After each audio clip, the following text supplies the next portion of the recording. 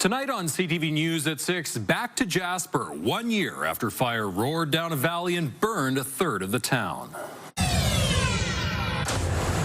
Rebuilding and reflecting.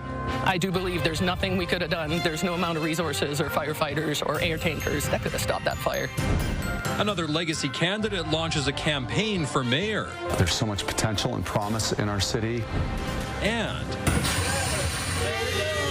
54 hours on a Ferris wheel. At 11 o'clock, they're going to kind of keep me up in the air, and I'm just going to hang out there, literally hang out. Well, after a wet weekend and a wet start to the new work week, things are set to clear out and warm up. Lots of sun as we go throughout the day tomorrow, and with that, temperatures are set to climb. I have all those details, your weather forecast, coming up.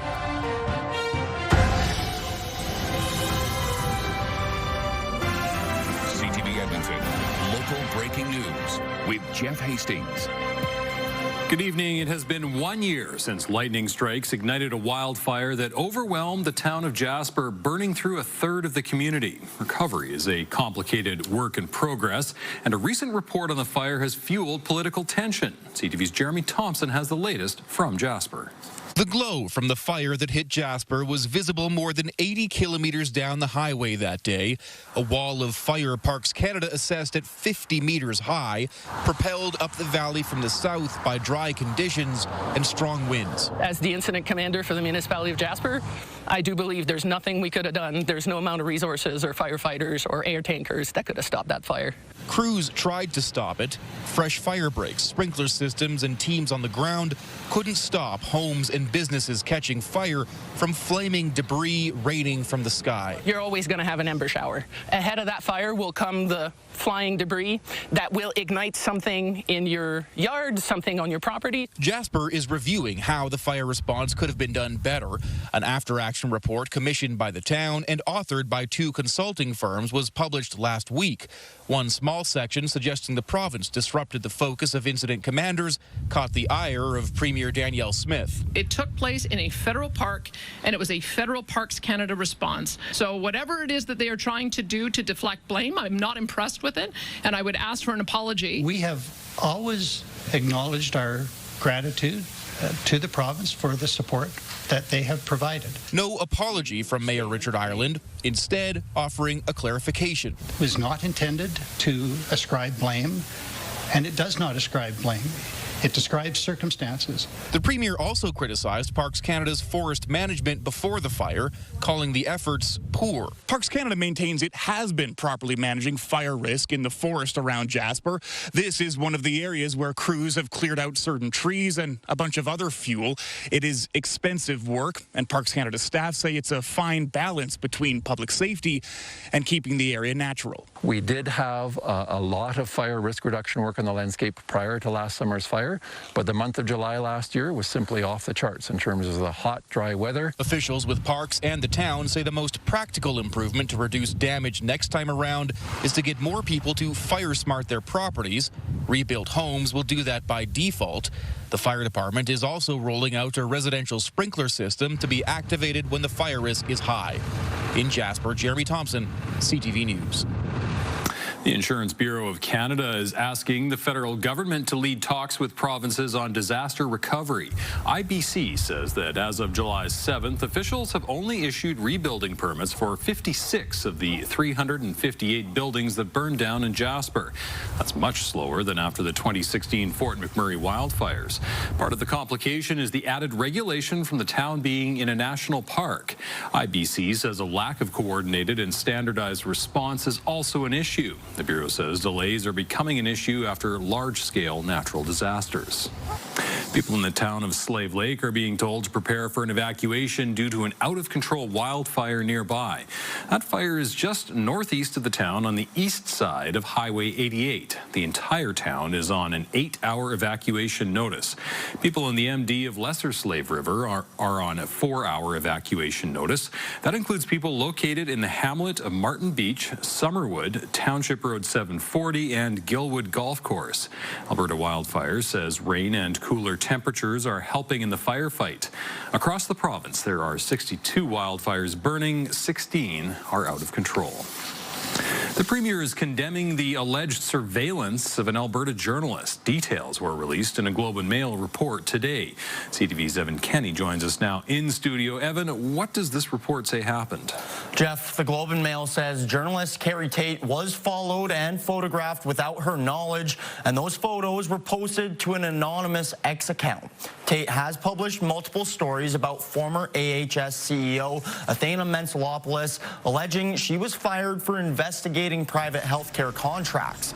The pictures of Tate were posted by an online account called The Brokedown. They included images of her meeting with two former political staffers in Smith's government. CTV News asked the Premier about the article today. I condemn it. No one should be harassing anybody, and I don't comment on sock puppet accounts. I have no idea who's behind it, and so if there's criminal harassment, I hope that the RCMP finds them and punishes them to the full extent of the law. The Globe and Mail says attempts to interfere with legitimate news gathering is an attack on the public's right to know, and it says, quote, whoever hired this person or people to conduct this surveillance is clearly motivated to put a chill on Ms. Tate and anyone who might be thinking of speaking with her. The X account where the photos were posted was suspended last Wednesday. Jeff? All right, Evan, thank you. That's Evan Kenny live tonight. Nearly 140 candidates will be squaring off against Pierre Poilievre in next month's by-election for the federal riding of Battle River-Crowfoot. While the majority are protest candidates, some believe they have a real chance. Merrick Takash spoke with a few of them. Running against the federal conservative machine, a tall task for independents like Bonnie Critchley. It is very important to me that Battle River-Crowfoot gets to have a voice in Parliament. Critchley's run triggered by the resignation of the riding's former MP, Damien Currick. When Damien asked us for a mandate, we gave him one. And then he turns around and says, I don't want that. Let's bring in the angry guy from Ottawa instead. And that just didn't sit right with me. Currick won the riding in April's federal election with more than 80% of the vote. A few weeks later, he stepped aside so Pierre Poilievre could run after the Conservative Party leader lost his Ottawa riding in April. Now, Currick serves as Poilievre's campaign manager. My wife, Danielle, and I decided that this was a way that we could serve our country, serve our province, and serve this region to ensure that those values are fought for by the Pierre Poilievre being back in Parliament as Leader of the Opposition. Sarah Spanier is also an independent candidate who doesn't want to see Poilievre represent this riding. I think it shows fear. If he's coming to the easiest riding, as we are labeled, he, in my opinion, doesn't feel like he can go secure that anywhere else. She knows it's a long shot, but she believes beating Poilievre is possible. When we get into a conversation and they actually take the time to listen and hear what I'm saying, it has turned into signatures. So I just have to do that 100,000 times in a month. Some riding residents are divided on the effect candidates like Spanier and Critchley will have. Absolutely, they stand a chance. They stand a chance to not get Poilievre elected. It worked in Ottawa. It would work here, I hope. It's conservative. This is a conservative, but not totally crazy area. Critchley thinks that may not matter. 82% of the voters voted for Damien. They didn't necessarily vote for the Conservative Party. They voted for the local guy who showed up for them. Voters head to the polls on Monday, August 18th. Merrick Takash, CTV News, Camrose. RCMP says several candidates have reported potentially threatening comments on social media. It is reminding Albertans that comments that cross the line into criminal conduct will be taken seriously. The race to be the next mayor of Edmonton has become a little more crowded. Former councillor Michael Walters is throwing his hat into the ring. He's joining a growing list of current and former councillors vying for the top job. Connor Hogg met with Walters today to discuss his motivations. I think we're at a point where we have to look at Edmonton's future optimistically. There's so much potential and promise in our city. Two-time Edmonton City Councillor Michael Walters plans to return to City Hall, this time in the mayor's seat. I put myself forward as a practical, as a unifying, and as a decisive candidate for mayor. He's promising to tackle the city's housing shortage, affordability, safety, and the efficiency of city services. He says expensive construction projects with long timelines things have been normalized. Walters served on council in what was then known as Ward 10 from 2013 until 2021. He says in the years since, politics has become much more divisive. I think we need to depolarize, and that's my skill, is fundamentally looking across at people who are different than me, who think differently than I do, and finding some common ground to that. I suspect that he looked at the field, saw that it's really a competition with Tim Cartmel and Andrew Knack, and he was thinking, you know, I have as much to offer as those guys. Political analyst John Brennan welcomes Walters into the expanding race for mayor, stacked with current and former faces, sitting councillors Cartmel and Knack, former councillor Tony Katerina, and former federal MP Raheem Jasper. Brennan says Walters is positioning himself as a change candidate, with some similar talking points as Tim Cartmel. You know, this current council is dysfunctional. This current council hasn't been delivering. They haven't been focusing on the things that Edmontonians really care about. I can bring that. Now, will he be successful? That's the question. Walters says the city needs a candidate for the moment. He believes this moment calls for someone who can bring people together. We can find the 75% of ground that we agree on. Election Day is October 20th. Connor Hogg, CTV News, Edmonton. The opening of Borden Pool has been delayed again. The pool was supposed to open today. It will now open tomorrow. The city says this time weather is to blame. The pool was originally scheduled to open back in June, but a small leak was found in one of the pool basins. The pool in Borden Park is Canada's first public man-made natural swimming pool. It's cleaned using natural filters instead of chemicals. Alberta Health is recording 2 more cases of measles in Edmonton over the weekend. That brings the total number of cases in our city since the outbreak began to 16. That number is the lowest in the province. The north and south zones each recorded 22 confirmed cases over the weekend. Calgary added 1 to its total. The number of confirmed measles cases in Alberta has surpassed the 1,400 mark. 2 10-year-olds are acting as co-commanding officers with the RCMP today and tomorrow. Janine Witch from Fort McMurray was test driving a robot as Tessa Booth from Lloydminster took a ride in a helicopter. The pair were selected for this experience by the Kids with Cancer Society. Janine and Tessa both enjoyed using different pieces of police equipment at a hangar at Edmonton International Airport. What has been your favorite part so far? Flying the drone. Flying the drone? And why was that your favorite part? Because it actually felt like I was wearing a jetpack and I was flying. My favorite part was probably the robot thing.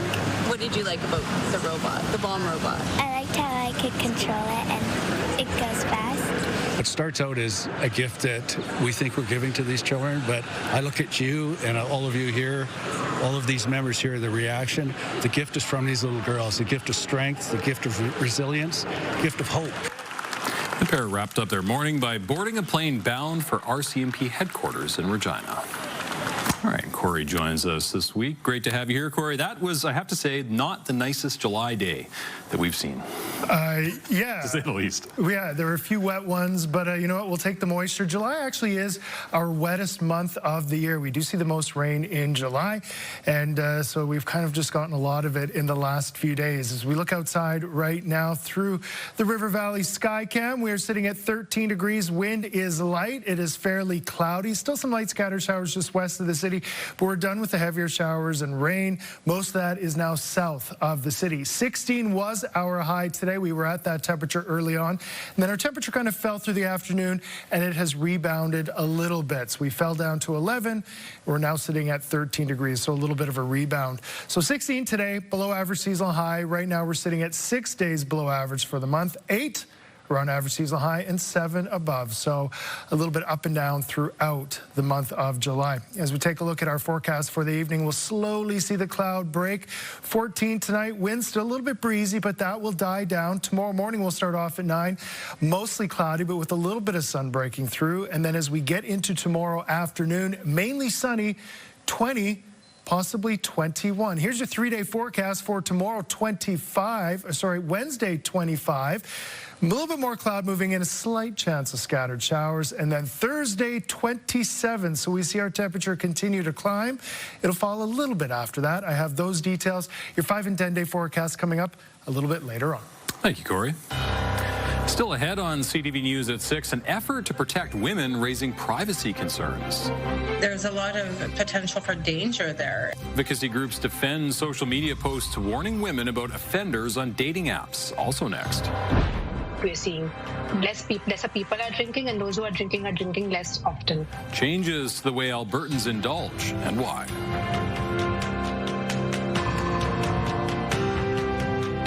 Brought to you by James H. Brown Injury Lawyers, the heavy hitters of injury law.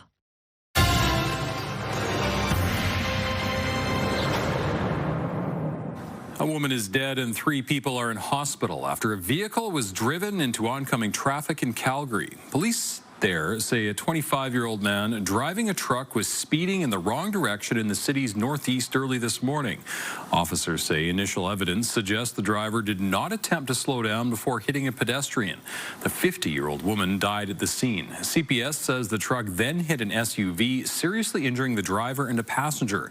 Charges are pending against the driver of the truck, who was also seriously injured. Advocacy groups are warning 2 men convicted of killing women are active on dating apps in Alberta. They've been sharing the information on social media. But as CTV's Tariffs reports, legal experts say it raises ethical questions about privacy and vigilantism. Ladies, be careful. Warnings circulating on social media about 2 men with violent pasts active on dating apps in Alberta. Women on Wings Society, a domestic violence support group, posted, "Ladies beware," after seeing a profile on Facebook dating for a man convicted of manslaughter and causing indignity to the body of a Calgary mother. You know, if these women are not fully aware of the background of these men that are on these dating sites or who they're meeting, there's a lot of potential for danger there. The victim's mother also worries women may unknowingly end up on a date with her daughter's killer. Because to me, people don't change. Anyone that's been charged or incarcerated with causing bodily harm or causing death, they really should come with a warning. Other posts, like this one by Lost Souls Media, warn of another man convicted of second-degree murder of a woman in BC, now living in Calgary and spotted on dating apps. But a criminal defense lawyer says these men have been released from prison and served their debt to society. When they're done, they're done.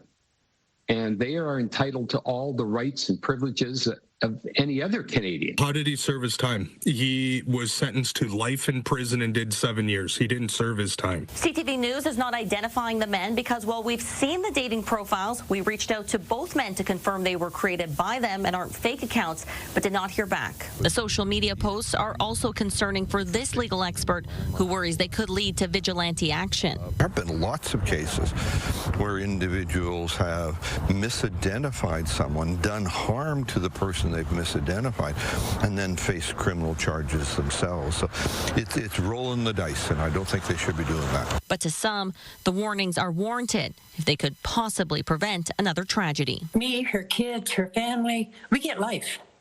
We get life without her. Terry Fikowski, CTV News, Calgary. Police say anyone starting a new relationship should take precautions. In Alberta, Clare's Law means people can also contact police and ask whether they're at elevated risk of domestic violence from their partner. You can find more details on that process by heading to ctvnewsedmonton.ca and clicking on news links. Bear warning is now in place of Kananaskis country after a Calgary couple came face-to-face with a grizzly. The couple says they were hiking to Troll Falls Saturday afternoon. They'd stopped to take photos on the empty trail when they spotted the grizzly coming toward them. The pair started filming as they slowly backed away, and the bear followed. They picked up the pace when the grizzly stood up on its back legs and lunged toward them. Where it got really large and it showed its claws, and it felt like it was going to attack us. So that was really, really frightening. And so I put up both my hands, made myself as large as possible, and just roared as loudly as I could. The two say they were not properly prepared and will always carry bear spray on hikes from now on. They reported the encounter to Alberta Parks. Statistics Canada is reporting a shift in how Albertans unwind. Fewer with a drink after a long day, more lighting up a joint. Still, as CTV's Kevin Fleming reports, it's not clear the two trends are linked. Statistics Canada says alcohol sales dropped by about 1.4% in Alberta through 2024, the steepest decline in the country. The polling company Ipsos tracks alcohol use across Canada. So there is a double-edged, decline in what we're seeing.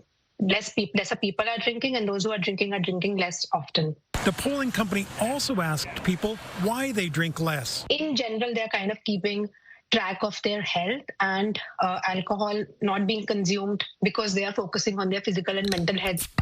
Inflation is also a factor, according to Brock University business professor Michael Armstrong. It's hard to find a good job. It's hard to afford housing. So if you're going to cut back on something, alcohol is an optional expense, a discretionary expense. The founder of Toolshed Brewery saw the trend coming right in his own home. You know, I have 3 sons in their 20s, and when they come out for a beer, they have a beer, and then they have a non-alc, and then they have a beer, and then they have a non-alc. It's very different than when I grew up. That was not the case. Now his company makes an award-winning non-alcoholic beer, and its sales are soaring. You see the trend continuing? Yeah, absolutely. I think as a craft brewery, we're looking at where the market is going. You always have to be looking ahead at where the trends in the market is going. At the same time booze consumption drops, cannabis sales in Alberta are up 7%, rising to more than $760 million. The manager of Record High agrees economics are a big factor. So people can get 4 pre-rolls for the price of a beer or 2. You know what I mean? So the experience can last longer for them. They can enjoy a product longer than maybe just a single drink or 2. While it may be tempting to say cannabis is stealing alcohol's buzz, experts say it's more likely that legal cannabis is relatively new, with greater growth potential than an aging alcohol market. Kevin Green, CTV News, Calgary. Still ahead, perfect conditions for picking. We've got probably more berries on the trees than we've ever seen right now. Where you can fill your bucket full of berries as farmers prepare for a busy season. And the next few days might be pretty nice for going out and picking some berries. We're set to clear out. We're set to warm up. As we look outside right now, it's still fairly cloudy, but it'll be a different picture at this time tomorrow. I have all your forecast details. Your 5 and 10 day coming up. Programming brought to you by Century Casino. 3 great locations: Edmonton, St. Albert, and Century Mile.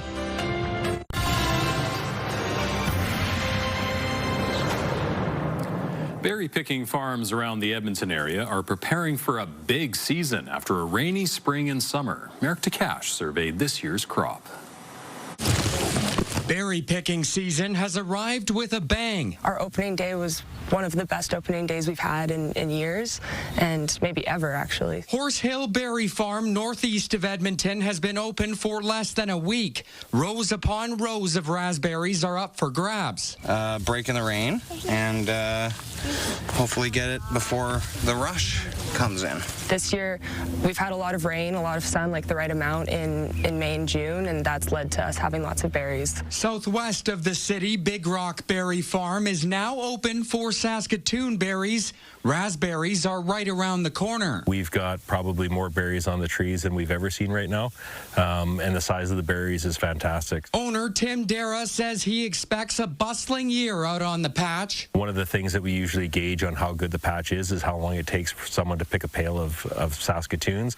On a good year, it's usually around 20 minutes, half an hour, and this year people are picking a pail in 10-15 minutes. So it's easy picking for them, and that just makes it that much easier for them to come out and enjoy their time. Back at Horse Hill Berry Farm, staff members are enjoying the uptick in business so far. Our peak season usually isn't until the last week of July, beginning of August, so we expect to be open at least 6 weeks. And from the sounds of it, there will be plenty of berries for the picking. Merrick Takash, CTV News, Edmonton. All right, Corey. So wet and rainy today, a little cooler, and smoky, really crispy when you stepped outside, too. Yeah, a lot of that has improved already. We've seen the rain kind of taper out. The smoke advisories that were in place earlier today have been dropped. Just a lot of cloud left over. Right now, you are taking a live look through the Action Furnace River Valley Skycam. Action Furnace fixed right, or it's free, 13 degrees. Our temperature for today was a little bit up and down. We started off a bit on the warmer side and then saw our temperature fall through the afternoon. afternoon, and it has rebounded slightly. So we dipped down to 11, and we've picked back up to 13. So we saw our lowest temperature this afternoon, and then a bit of a rebound. Northern areas of the province seeing some clearing. The smoke that was coming in from BC now being pushed, or Saskatchewan now being pushed out of the region because of more of a northerly flow. Off to the west, we are still seeing some rain and showers. Whitecourt, south of there, Wabamun, Seba Beach, and then areas towards Camrose, south of Drayton Valley, Stettler, some heavier amounts in those areas, but it is all starting to lose its energy, kind of playing itself out. Areas off to the west, though, still seeing some rain and showers. We might see a few of those come close to the Edmonton area, but we're done with most of the rain now. We're seeing some breaks in the cloud east of the city, and as we progress throughout the evening, we'll see that continue to push to the south. We might see a few more breaks, and then overnight, mostly cloudy. We'll start off mostly cloudy in the morning, but the cloud will continue to break and push to the south. Lots of sun as we get into tomorrow afternoon. It's going to be quite the switch in the forecast for tomorrow. Right now we are at 13, Jasper 14, 14 to the east in Lloydminster, Cold Lake 17, Fort McMurray 16. No one's super warm, but we're going to start to see the warmth move in as we go throughout the next few days. Tomorrow's low, Fort McMurray 7, Slave Lake 7, will be around 7. Red Deer a cool 4 degrees to start off, Calgary 6. As we look at daytime highs, just below, just above 20 degrees in the north, so warmer. High-level Peace River, some of the warmer spots, 24 and 23. Still a little more shower activity to the south, still a little bit cooler, but that warm air come Wednesday will start to push further to the south. For us here in Edmonton tonight, about 14. We'll see a few breaks in the cloud. Wind will continue to ease. Tomorrow morning, we'll start off at 9. Light wind, mostly cloudy, but mainly sunny tomorrow afternoon, 20, possibly 21. Lots of sun again as we go throughout tomorrow afternoon and evening. It is going to be quite nice as we go throughout the day tomorrow. Wednesday, a little bit more cloud moving in, 25, a slight chance of scattered showers in the afternoon. 27 Thursday, late day risk of thunderstorms, and then slightly cooler for Friday and Saturday, 23 and 21. For the extended forecast sees another upswing in temperatures as we head towards the end of July, 23 on Sunday, with the 30 and 31st, possibly temperatures around 30 degrees. So up and down throughout the extended forecast, nothing that cool. It looks relatively dry. And again, tomorrow we'll see lots of clearing as we go throughout the day, Jeff. It's going to be quite a nice Tuesday. All right. Thank you, Corey. Coming up, some optimism amid a looming trade deadline. I think we now have a clear idea of how to proceed. The Prime Minister and top officials meet with U.S. senators who say they're against Donald Trump's tariffs. Also next. A lot of the members that we've spoken to on the floor they agree that the offer should be rejected. Canada Post employees begin voting on what the Crown Corporation is calling its final offer.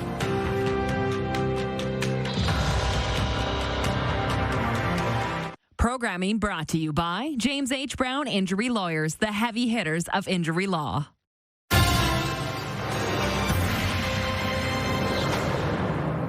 A group of U.S. senators is in Ottawa today meeting with the Prime Minister and Liberal cabinet ministers.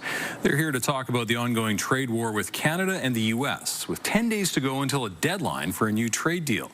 CTV's Michael Couture has more on the meeting and the path forward.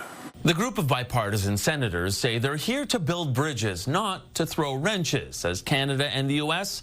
attempt to hammer out a trade agreement.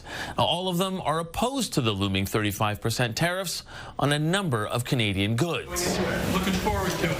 There was an air of positivity as the 4 American senators went into the meeting with Prime Minister Mark Carney, and they felt progress was made 45 minutes later, and in another meeting with Foreign Affairs Minister Anita Anand. She says we have a framework within that we wish to operate. We have the frame, we need to make it work. The senators said they discussed contentious issues like the digital services tax, which Canada has paused, and the decades-long dispute over Canadian softwood lumber exports. I think we now have a clear idea of how to proceed, and that's to build around some sort of quota arrangement. And the Prime Minister said he was open to that. How'd it go? It was good. Good meeting? It was good. It was a very good meeting. Thank you very much. Carney was tight-lipped at the conclusion of the meeting, but the minister in charge of trade with the U.S. was upbeat ahead of his meeting with that same group of senators. Do you think we're going to get a deal with the United States? Hope so. Can we get a deal that doesn't include tariffs on them? We're not going to discuss all this stuff. Now, asked if they believe a tariff-free deal is possible, Senator Murkowski said that's up to negotiators. We all want to get to August 1st and beyond with a resolve that works for Canada and works for the United States. Treasury Secretary Scott Bessent said that deadline and the threat of a 35% surtax will focus all trading partners. I would think that a higher tariff level will put more pressure on those countries to come with better agreements. And Canada has just 10 days to come up with agreement or face those punishing tariffs. Mike Lecouteur, CTV News, Ottawa. More than 55,000 Canada Post employees began voting today on whether to accept a new collective bargaining agreement. The outcome could resolve 18 months of contentious negotiations. CTV's Paul Hollingsworth reports. Canada Post is making a hard sell, encouraging unionized employees to vote yes on a new deal at a time when they say major changes are needed at the Postal Service. Our parcel volume, our parcel share of the market has gone from almost 2/3 to just over 20%. Obviously, that's going the wrong direction. But letter carrier and local union president Dwayne Corner is urging his fellow members to vote no on what he calls an unacceptable offer. A lot of the members that we've spoken to on the floor they agree that the offer should be rejected. A new collective bargaining agreement would see wages jump more than 13% while adding part-time workers. Concordia University economics professor Moshe Lander says the result of this vote could determine the future of Canada Post. I have yet to understand why the government hasn't said we're going to shut this thing down in 5 years. I mean, if you say no to this, then for sure, you got 5 years, Canadians, figure out how you're going to live your lives without Canada Post, and we're done. That is saber rattling. It's misrepresentation. The corporation has changed over the years, and the mail has dropped over the years, but there are ways for the corporation to make money. Canada Post does remain popular with some Canadians, especially seniors. It's supposed to be paid for by your taxes. It was created for that, as a service for Canadians. It's a valuable service, especially for those of us who are seniors and are not computer literate. Employees have the option to vote online or by phone. Voting will conclude on August 1st. Paul Hollingsworth, CTV News, Halifax. A father from Montreal has been charged in the death of his 9-year-old daughter in New York State. Melina Frantolin lived with her mother full-time in Montreal. She was in upstate New York on vacation with her father in the days leading up to the incident. Police say her father, 45-year-old Luciano Frantolin, reported her missing Saturday in a possible abduction. Her body was found Sunday. He's been charged with second-degree murder and concealment of a human corpse. And a federal inmate has been charged with first-degree murder in the death of serial killer Robert Pickton. 52-year-old Martin Charest has been charged after Pickton was attacked at Quebec's Port Cartier maximum security prison. Pickton died in hospital in 2024. A report released earlier this month revealed Pickton was assaulted by a fellow inmate who broke a broom handle and thrust it into his face. Pickton was convicted in 2007 on 6 counts of second-degree murder, but was suspected of killing dozens more women at his pig farm in Port Coquitlam, British Columbia. Canada is among 24 countries demanding an immediate end to the war in the Gaza Strip. A joint statement released today also urges Israel to stop displacing Palestinians and called Israel's aid distribution system in the territory dangerous. It says it's horrifying that over 800 Palestinians have been killed while seeking aid. Other signatories include France, the UK, Japan, and the EU. Prime Minister Mark Carney commented on the statement while hosting the King of Jordan in Ottawa today. I'll reiterate the message that Canada and 25 other nations delivered today, calling for an immediate ceasefire, of course the release of all the hostages, but also the resumption at scale of humanitarian aid. I know you stand ready to play a leadership role there, as always. Israel rejected the statement, saying it is disconnected from reality and sends the wrong message to Hamas. The statement also condemned Hamas for continuing to hold hostages captured from Israel in October 2023 and called for their immediate release. Cosby Show actor Malcolm-Jamal Warner has died.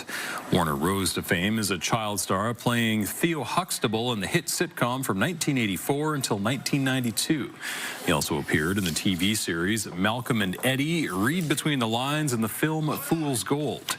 Authorities say Warner drowned yesterday while on a family vacation in Costa Rica. They say the 54-year-old was caught in a high current while swimming.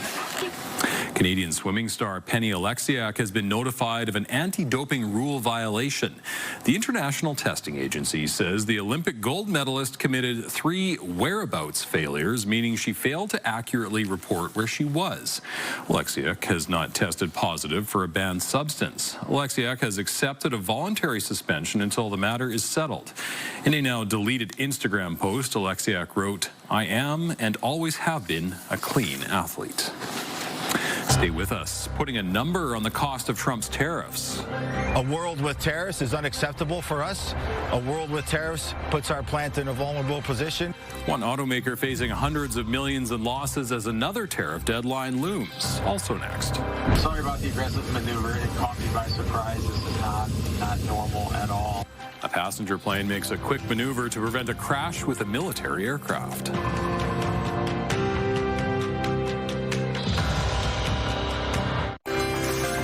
Looking at the markets, the Canadian dollar traded for 73 cents to the American dollar. Oil lost 10 cents, closing at $65.95 U.S. a barrel. Gold gained more than $48 on the day. The TSX ended the day 3 points higher. The Dow Jones lost 19. More than 5 million pools sold in Canada and the U.S. have been recalled after reports of 9 deaths.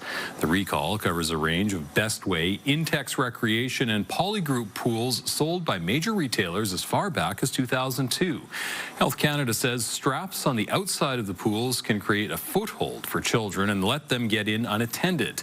The U.S. Consumer Product Safety Commission says it believes this has led to the drowning deaths of 9 children across the U.S. between 2007 and 2022. No deaths have been reported in Canada. Anybody who owns one of the pools can contact the manufacturer to receive a repair kit. The pain of Donald Trump's tariffs is being felt in Canada's auto industry. Automaker Stellantis is seeing nearly $500 million in losses as yet another tariff deadline looms. Here's CTV's John Venevali-Rao. Since last year, this Stellantis auto plant in Brampton, Ontario, has been shut down for retooling that was paused back in February and is yet to resume. And now, with word of the company's financial losses, in part related to tariffs, the workers are understandably worried.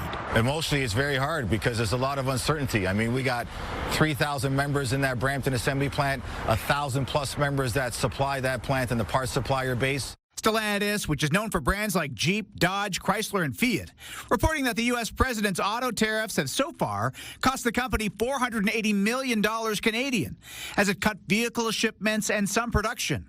And the chief financial officer says the full-year tariff impact could be as much as $2.4 billion. It won't help them, that's for sure. And Stellantis is already in a decent spot of trouble. They've run into all kinds of issues, particularly in the North American market. The company has been struggling with slow sales and restructuring costs, and a new CEO was brought in 2 months ago after the previous one resigned under pressure.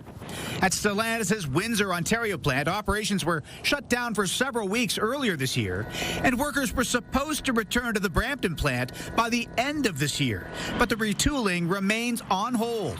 Still, Stellantis continues to say it does not change our previously announced investment plans for Brampton. A world with tariffs is unacceptable for us. A world with tariffs puts our plant in a vulnerable position, even more so than it is now, and not only for our plant, but all of Southern Ontario and the whole auto industry. And despite that hefty tariff cost, the union rep remains confident the Brampton plant will make vehicles again, although when is not clear. John Venevali-Rao, CTV News, Toronto. The U.S. Federal Aviation Administration says it's investigating a near miss between a passenger plane and a B-52 bomber in North Dakota. It was a military, I don't know how fast they were going, but they were a lot faster than us. I felt it was the safest thing to do to terminate. behind it. So sorry about the aggressive maneuver. It caught me by surprise. This is not normal at all. The Delta pilot apologized to passengers for startling them. He was attempting to land at an airport near a military force base. He says he was forced to make an abrupt turn to avoid crashing. Video has surfaced of the rescue of a man after the car he was driving fell off a ferry in Quebec last week.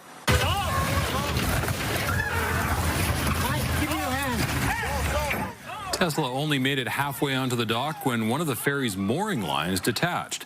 Seconds later, the car was pulled away by the current. The 67-year-old driver escaped the vehicle but was unable to reach the shore.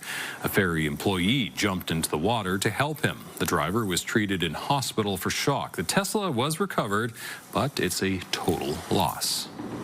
Coming up, an Edmonton man prepares to experience plenty of ups and downs as he attempts a world record. It'll be good to start 54 hours nice and soggy.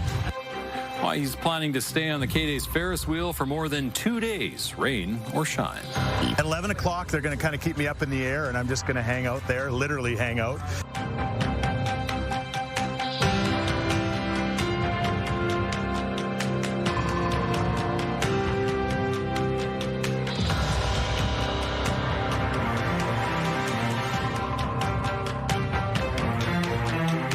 We've got another great night of entertainment coming up right here on CTV, starting at 7 with E-Talk.